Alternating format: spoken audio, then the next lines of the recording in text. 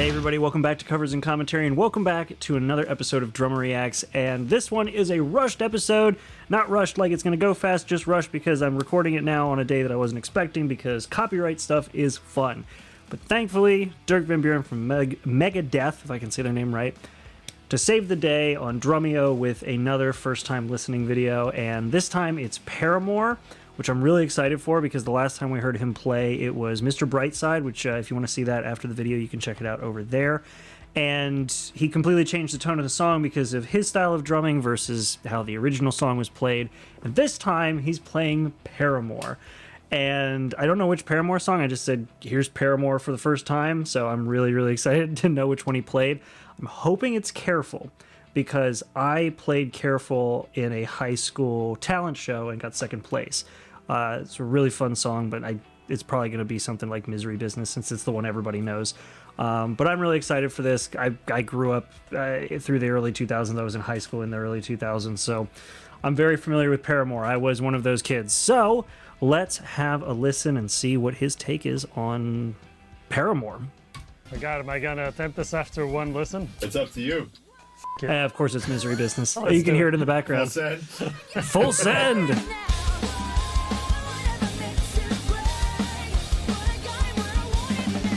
Do you Is know this- it? No, I don't. Perfect. I'm going to take my guess now.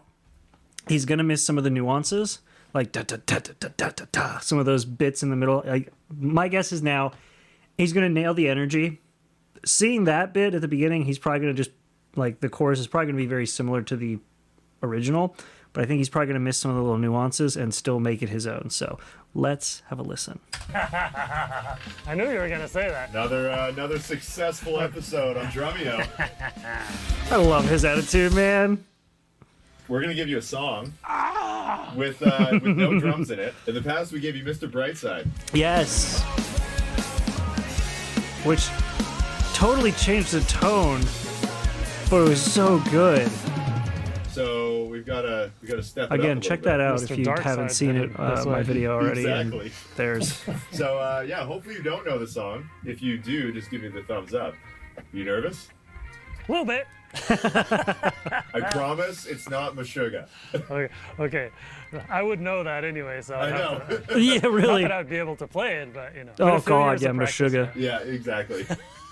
Sweet man. Okay, we'll load up the track. Oh, because he's wearing a and Meshuggah let's shirt. see That if you makes know sense. it. Okay.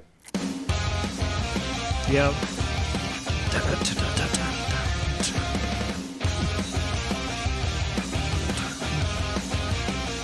I'm in the business of misery. Let's take it from the top. She's got a body like an hourglass, ticking like a clock. It's a matter of time before we all It's so run ingrained in my out. head. It Thought he blows was my mine, mind she that he doesn't know what this is, but like, oh, he's doing his active listening again. So I was air drumming. I wanted to. Did they do a top down? I don't know if they did a top down. Caught him by the mouth. No. I want to see his notes again.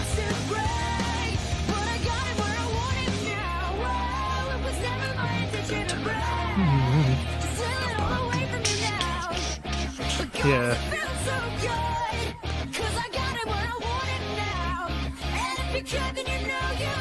I want to see his notes, but they're not going to show it. I bet you they're not going to show it.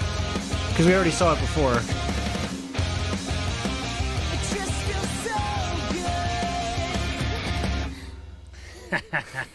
Do you know it? No, I don't. No. Perfect. Drumeo strikes you were again. gonna say I love that. Another successful episode Yeah. on Drumeo. I love Gotta it. say, man. Gotta say. It's good. It's good. Oh God, am I going to attempt this after one listen? Yes. It's up to you. Yes, do what it. Do you, what did you pick up One, from that? So, I have some, yeah, I have the structure, I think, roughly. I have, Okay, let's see, let's see, let's see. some accents. Hey, all right, let's see what he's got. He did. They did show it. Okay, so intro. Yep. So he's got 4-bar repeat, 2. And then he's got 4-4, 4-4, so 2. I'm gonna guess he's probably giving himself some hints on like what could be a fill space there, Vox. So he's probably it's probably what he uses for the chorus. Oh, I see. Intro, riff. I couldn't read that. Intro, riff, Vox. I'm gonna guess that's chorus. No, that's chorus. So that's pre-chorus. So you got the pre-chorus bit, chorus, riff, Vox, and then probably transition. Okay. So he's he's got the 4/4 pretty much, and he's just writing out how many bars it is. if I'm interpreting his notes correctly, then yeah. So yeah, so that's the intro. So he does do the 2. Yeah, so that's the 2 and I've never like I learned this song before I knew how to like take down notes on like song structure. So seeing it in song structure, I'm like, again, like I said, it's so ingrained in my head that like seeing somebody put it in paper like this is so funny to me, because I'm like, oh yeah, that is what it would be configured as. It's so cool. I'm not sure of all of them. I might have missed one or two, so f it. Let's do it. Let's do it. Full send, baby. Yeah.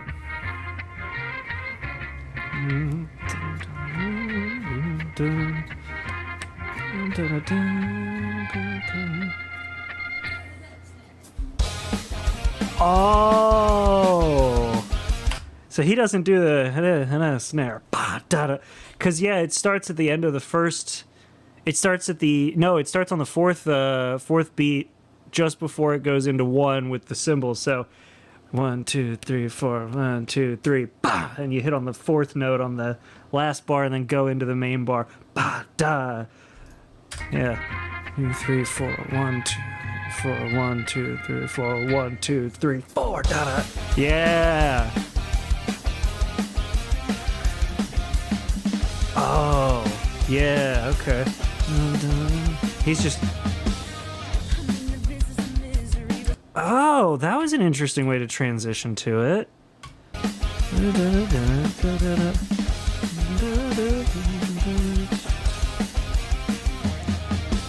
Oh, have to.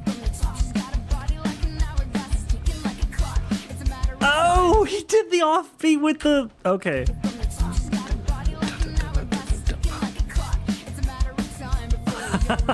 So he instead of accenting with the snare drum like they do in the original song, he accented with the hi-hat opens.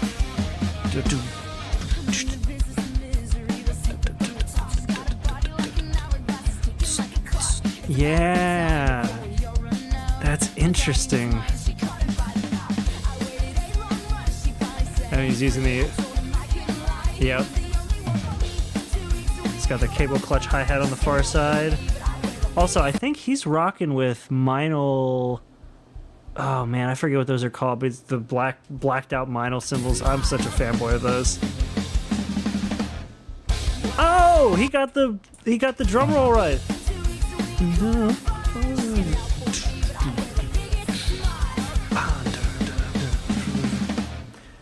Kind of. He used it as a. So he used the drum roll as a transition in, whereas like normally it's and you're doing the drum roll at the beginning, and you fill in and still though gets the point across.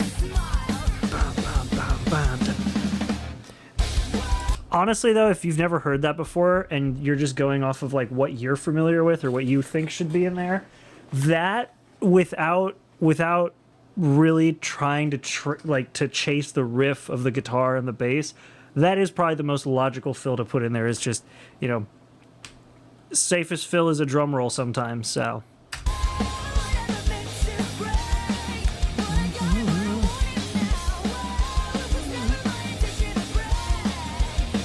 come on, halftime it, man. No.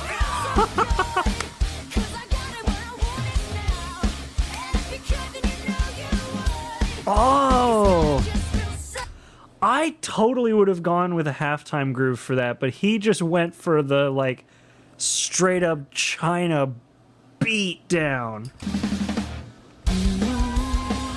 Yeah. 1, 2, 3, 4. Which this is pretty much just the chorus.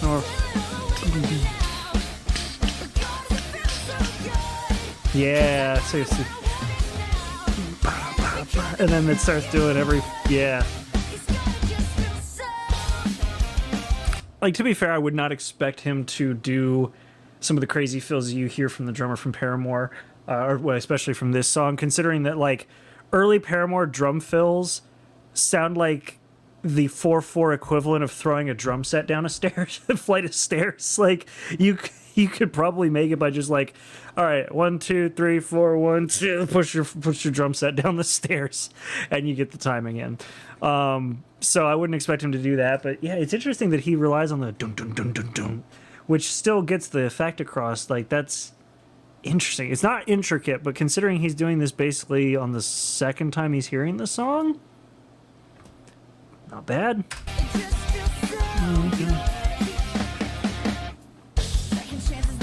He got that. What? Kind of.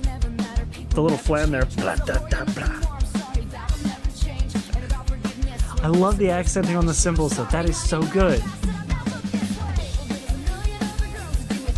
Let's see that fill again. I want to see that fill again.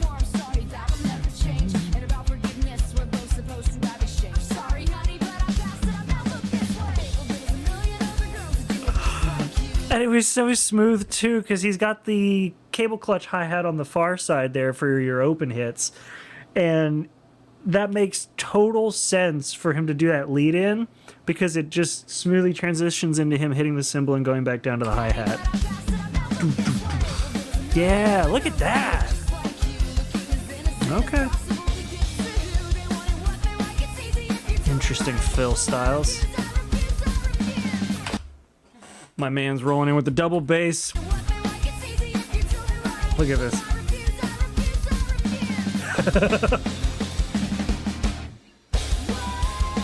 It's so bizarre to hear like these little metal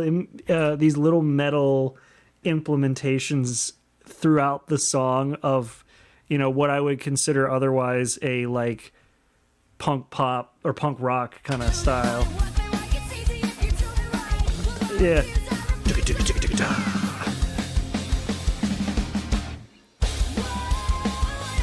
That's so good though.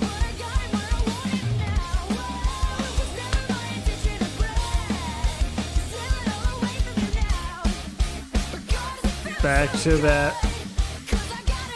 So he did, yeah, so he's still, something I want to point out that I've pointed out in other songs is like, one of the key things when you're making your own track or you're making your own beat is like, it's not always about making things elaborate every time. Consistency is key. Like we see it with Ellis Depario Cipriano when we watch his videos, where you have these really intricate fills and these really intricate grooves that are consistent throughout the song. So you don't feel like you're lost as the song's going along. You know where the choruses are because they sound similar to one another. And considering this is his, you know, first go at it, he's doing the same thing. He's keeping the consistent sound. He remembered that in the first one, on the last portion of his chorus here, that he went to the China. And so for the second chorus, he stayed there and did the same thing. I love it. I love it. It is so good to see like these professionals just like showing what they've got, showing their chops. It's amazing.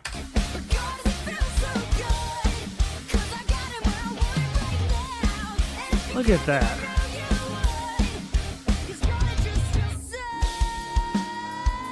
He's got the halftime down too. A little different symbol and a little bit different energy, but still works. What?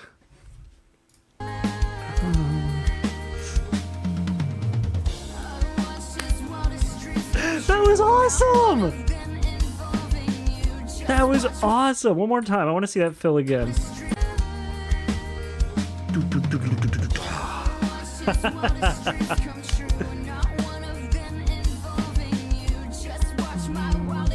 So, yeah. Here's the difference. He stayed on the halftime for this part. So the latter half of this is a heavy drum roll, and he obviously didn't do that. He stayed with the halftime, but it still keeps that energy and works really, really, really well.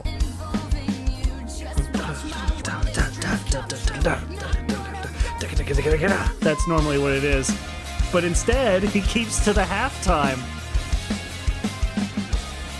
Oh, I love that.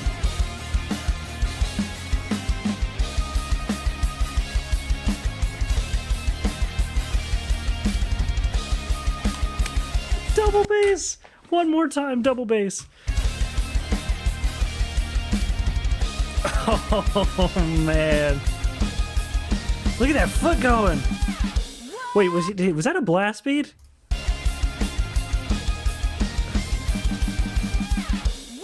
Yes, it was.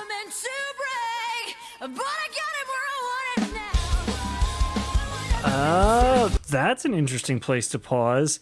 You can tell he's used to these metal songs where it's like there's a point where like the drummer just falls off for a second just to come back in with the energy right at the end. That's like, you see that in metal. I can't think. I mean, I'm trying to think of a Megadeth song that would do that, but I can't think of any off the top of my head. But it almost feels like it almost feels like in this instance he might be like taking like almost his interpretation of what this song would do based on its genre and trying to make that work with his style, which I really like.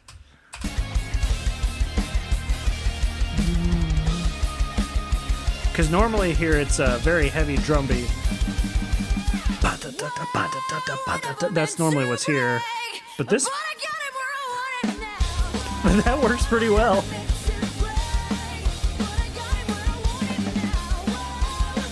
He's getting loose now. He's getting loose. He's getting the feel for it. Again with the consistency.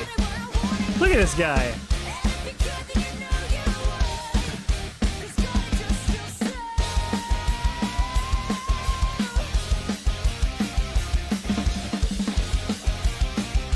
God, that is so good. Dirk strikes again. Oh my God! And he actually, so last time he didn't quite nail the ending. He got it this time. Watch this.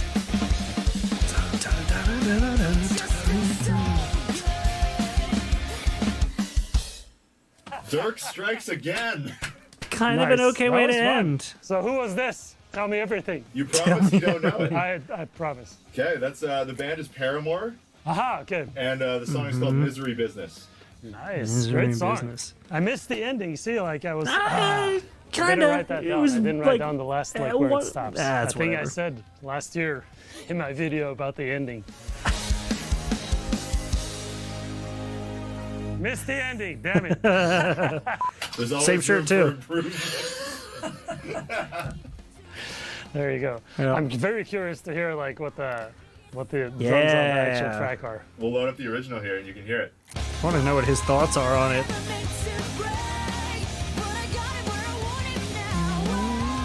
Yeah.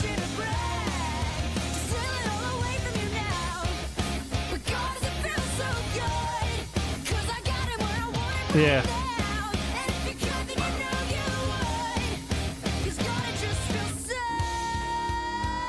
Yeah.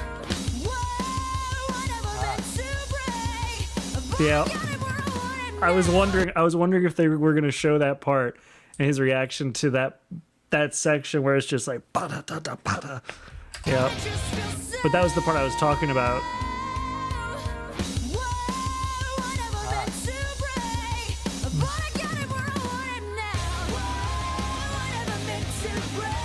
Yep.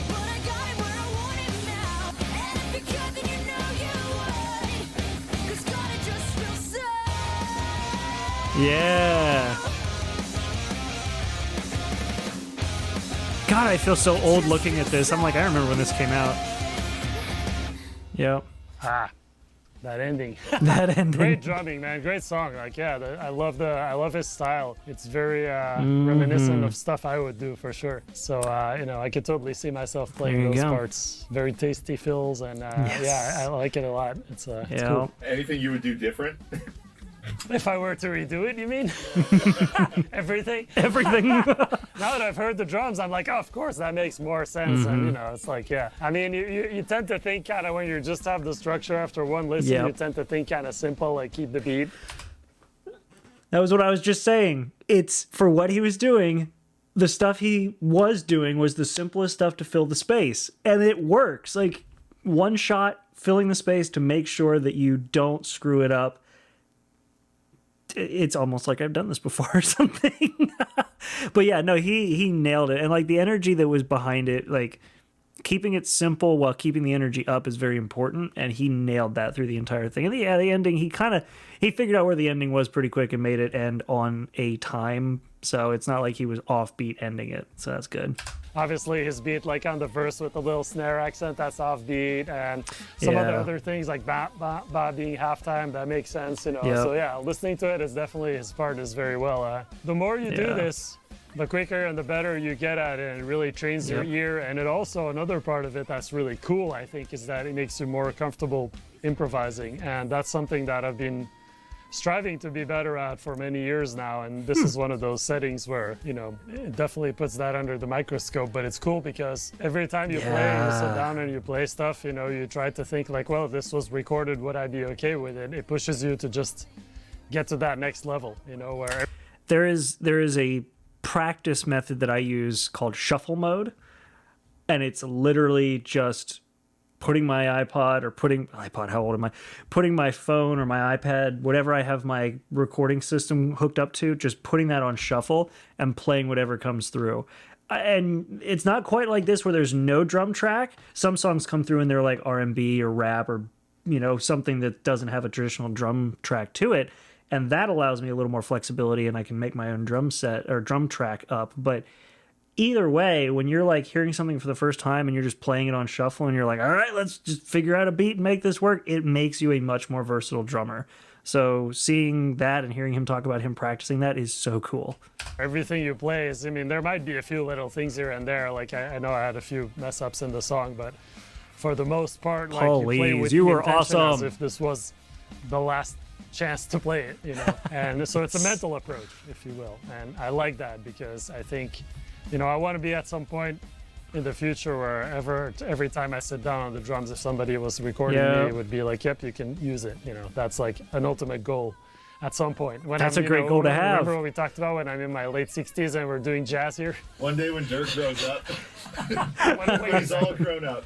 When he's all grown up. this was me playing a Paramore song I never heard so before. cool. And charting it out, then, Yup. you know, giving it my best shot. And I had a blast doing this. I'm going to have to come back So and do good. more of this. This is too much fun. Yes. Thank you, Drumeo. One more time. Because he did kind of nail the ending.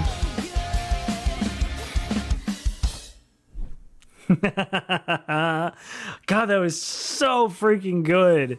Oh, that was awesome. Yeah, no, I mean, talking about what he was talking about with practicing so that you can play something when you hear it and just figuring it out on the fly, that kind of stuff is so important when you're a drummer, especially a live drummer, because you need to be able to be versatile.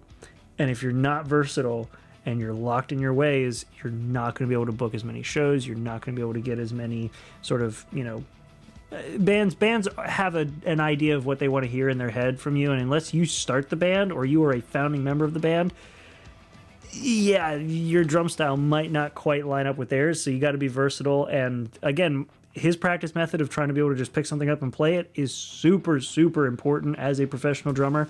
And like my practice method, shuffle mode, is another really important thing. I've considered streaming my practice sessions, but I don't have a setup that can stream and record and play yet. So maybe someday we'll do that. That's like a dream goal of mine. But for now, that is it. Thank you so much for watching this video. If you want to see this video without me talking over it, because some people still want that, or you just want to go support the original creator, obviously, go ahead and check out the link in the description. I have the video and the channel itself from this linked down below. Go check them out, show them some love. Drumeo is awesome. Every drummer they've had on so far that I've watched has been incredibly good and just a joy to watch. So if you want to watch them along with me, maybe consider giving this video a like if you enjoyed it, and subscribe if you want to make sure that you don't miss more videos like this, and covers. I have covers that I am working on and I'm hopefully going to have out sometime soon. And until then, thank you all so much for watching this video. I love the fact that you guys have been requesting these. It's great. So thanks for watching, and I will see you all in the next video. Thanks so much for being here, and have a good one.